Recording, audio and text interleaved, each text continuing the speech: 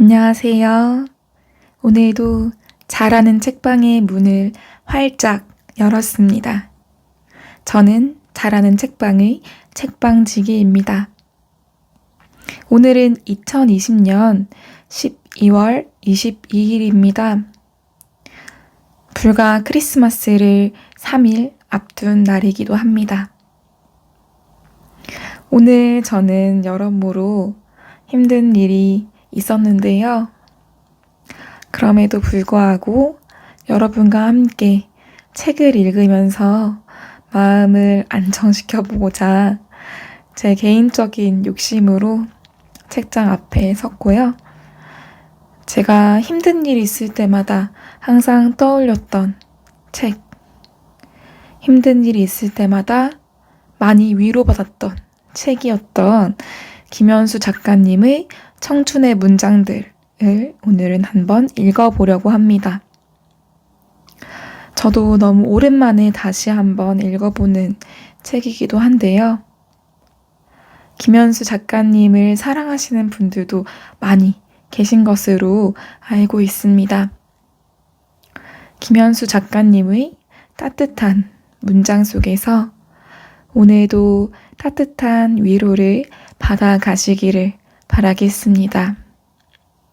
함께 책을 읽어볼게요.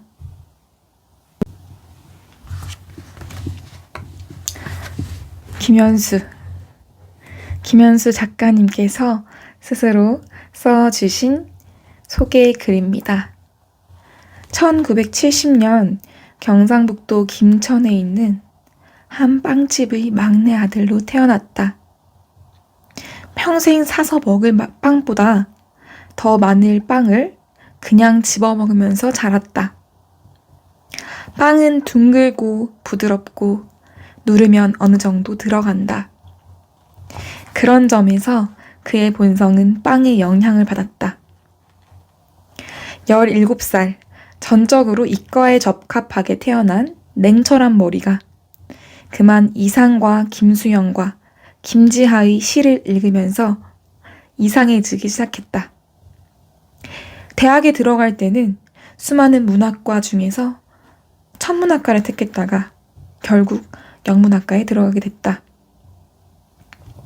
드넓게 바라볼 때 두 과 사이에 별 차이는 없었다. 성균관 대학교 영문학과 3학년 때 시인으로 등단했다. 그리고 4학년 때 장편소설 가면을 가리키며 걷기로 제3회 작가 세계문학상을 받았다. 한때는 대중음악 평론가로 활동하기도 했고 기자 생활도 했다. 좋아하는 것은 낯선 지방의 음식, 그리스인 조르바, 나이가 많은 나무, 육안으로 볼 수 있는 별자리, 중국어로 읽는 당나라 시, 겨울의 서귀포와 봄의 통영과 여름의 경주, 달리기. 싫어하는 것은 소문을 알리는 전화, 죽고 싶다는 말, 누군가 울고 있는 술자리, 오랫동안 고민하는 일.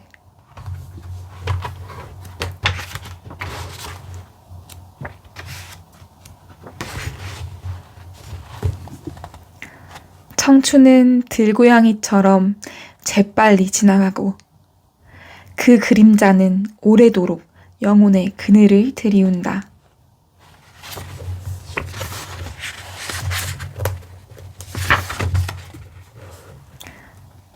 사이에 있는 것들, 쉽게 바뀌는 것들, 덧없이 사라지는 것들이 여전히 내 마음을 잡아끈다. 내게도 꿈이라는 게 몇 개 있다. 그중 하나는 마음을 잡아끄는 그 절실함을 문장으로 옮기는 일.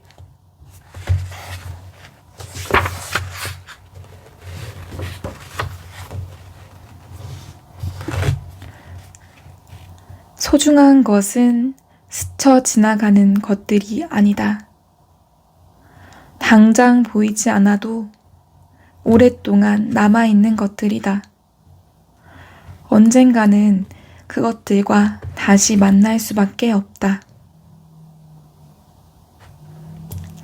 제가 예전 연인을 그리워하며 체크를 해놓았던 메모이네요.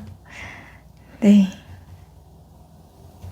소중한 것은 스쳐 지나가지 않고 오랫동안 남아있는 것이라고 할 수 있겠죠.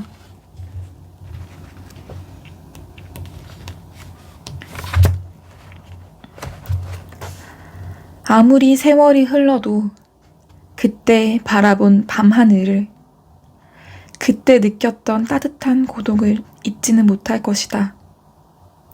우리는 왜 살아가는가? 왜 누군가를 사랑하는가? 그건 우리가 살면서 또 사랑하면서 결코 잊을 수 없는 일들을 경험했기 때문이다. 모세를 닮은 재벌 3세가 억만금을 준다고 해도 내 이름을 새긴 기념비를 남산 꼭대기에 세워준다고 해도 나는 그 일들과 맞바꾸지 않을 것이다. 때로 너무나 행복함으로 그 일들을 잊을 수 없으므로 우리는 살아가고 누군가를 사랑하는 것이다. 마찬가지 이유로 나는 때로 너무나 행복함으로 문학을 한다. 그 정도면 인간은 충분히 살아가고 사랑하고 글을 쓸 수 있다. 나는 대체로 다른 사람들에게는 큰 관심이 없다. 내가 꼭 하지 않더라도 다른 사람들이 충분히 할 수 있는 일에도 흥미가 없다. 내가 해야만 하는 일들만이 내 마음을 잡아 끈다. 조금만 지루하거나 힘들어도 왜 내가 이 일을 해야만 하는가? 는 의문이 솟구치는 일 따위에는 애당초 몰두하고 싶은 생각이 없었다. 완전히 소진되고 나서도 조금 더 소진될 수 있는 일을 하고 싶었다. 내가 누구인지 증명해주는 일, 나를 행복하게 만드는 일, 견디면서 동시에 누릴 수 있는 일, 그런 일을 하고 싶었다.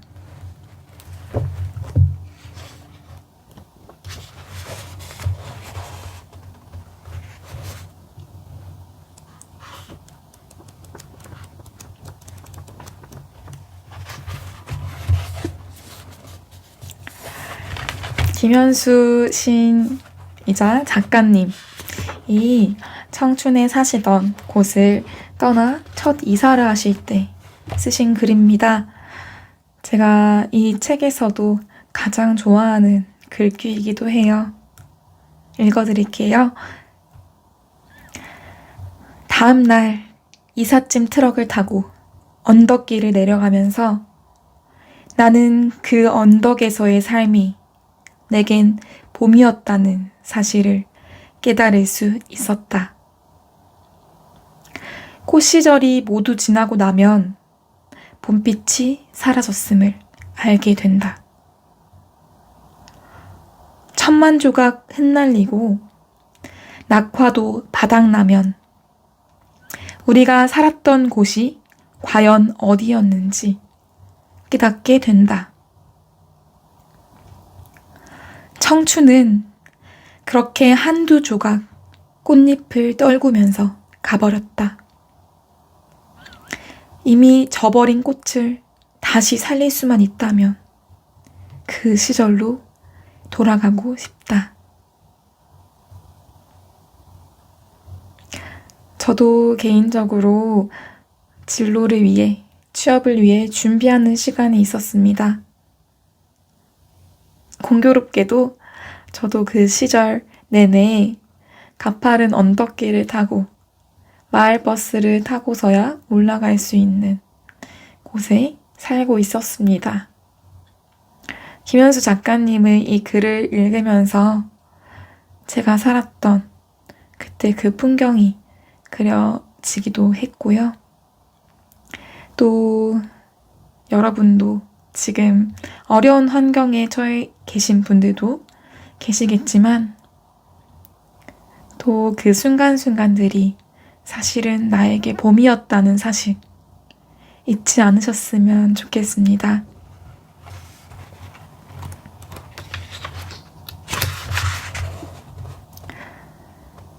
그 집의 식구들은 모두 24에서 32살 사이의 사람들이었다.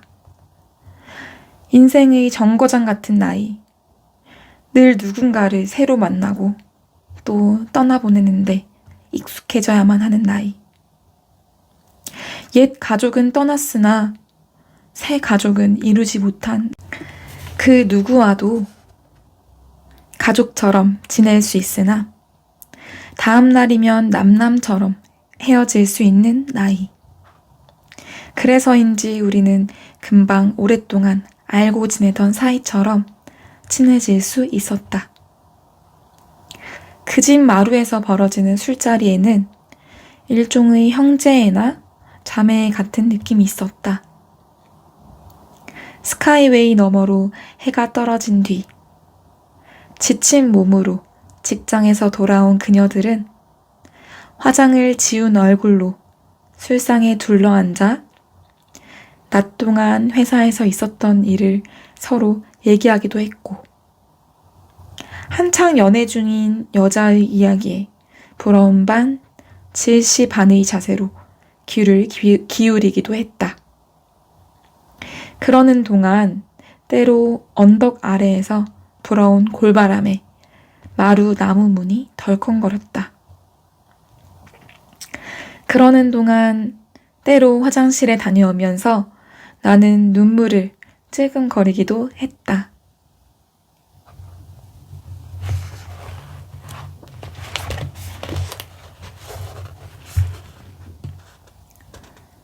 청춘은 들고양이처럼 재빨리 지나가고 그 그림자는 오래도록 영혼의 그늘을 드리운다. 김광석은 젊어서 죽고 2003년을 기점으로 나는 김광석이 살아보지 못한 나이를 살게 됐다. 정약용의 시 중에 다음과 같은 게 있었다. 어느새 가을 멀리 가버렸으나 숨나무엔 가을 뜻 아직 남았네.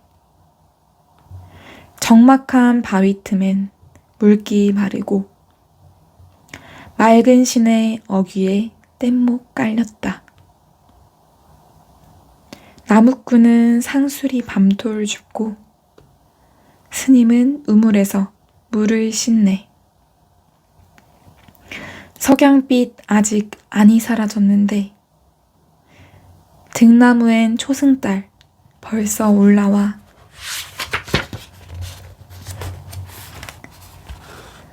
어느새 청춘은 멀리 가버렸으나 내 마음엔 여전히 그 뜻 남아있는 듯.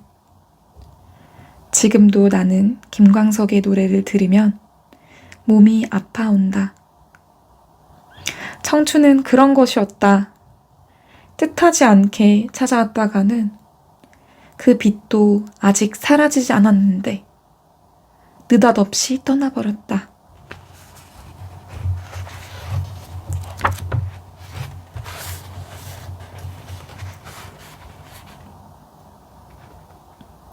정말입니까? 나는 스님에게 한 번 더 되물었다. 정말이고 말고 라고 스님이 대답했다. 그 무엇이든 그 누구든 10년만 열심히 한다면 세상 모든 사람들이 알 만큼 유명한 사람이 될 수 있어요. 라고 스님이 덧붙였다. 실망 대실망이었다. 나도 몰래 에이 하는 소리가 나왔다. 왜 옛날 이야기에서 예언한 스님이 잠깐 돌아보는 사이에 홀연히 사라지는지 알 수 있을 것만 같았다.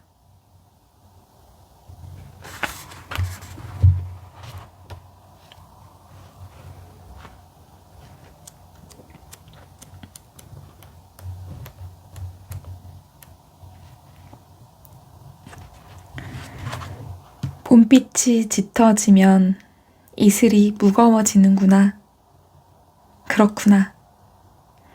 이슬이 무거워 난초 이파리 지그시 고개를 수그리는구나. 누구도 그걸 막을 사람은 없구나. 울어도 좋고 서러워해도 좋지만 다시 돌아가겠다고 말해서는 안 되는 게 삶이로구나.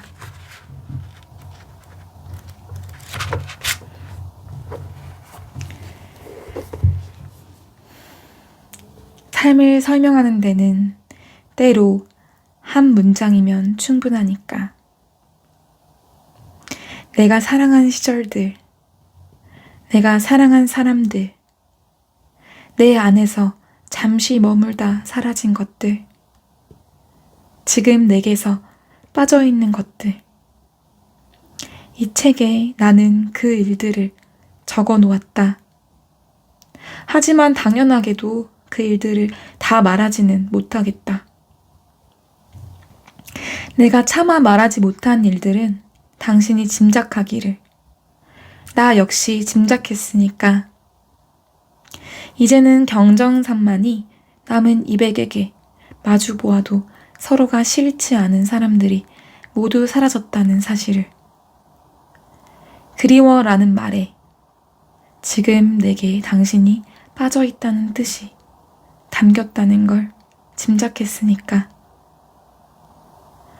당신도 나도 심장이 뛰고 피가 흐르는 사람이니까. 호, 야레호. 내게는 이제 경정상만이 남아있을 뿐이니까. 당신도 그 어떤 사람도 결국 그럴 테니까. 그렇게 우리는 충분한 존재가 될 수 없는 도넛과 같은 존재니까. 이제 다시는 이런 책을 쓰는 일은 없을 테니까. 네, 마음산책이라는 이름도 너무 예쁜 출판사에서 나온 책이고요. 제가 개인적으로도 정말 애정하는 작가님입니다. 다음번에도 한번 김현수 작가님의 에세이를 가지고 와서 읽어보도록 할게요. 여러분, 오늘도 너무 수고 많으셨습니다. 저의 작은 목소리가 여러분에게 위로가 되셨으면 좋겠습니다.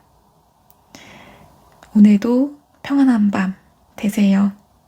우리는 다음 시간에 또 만나요.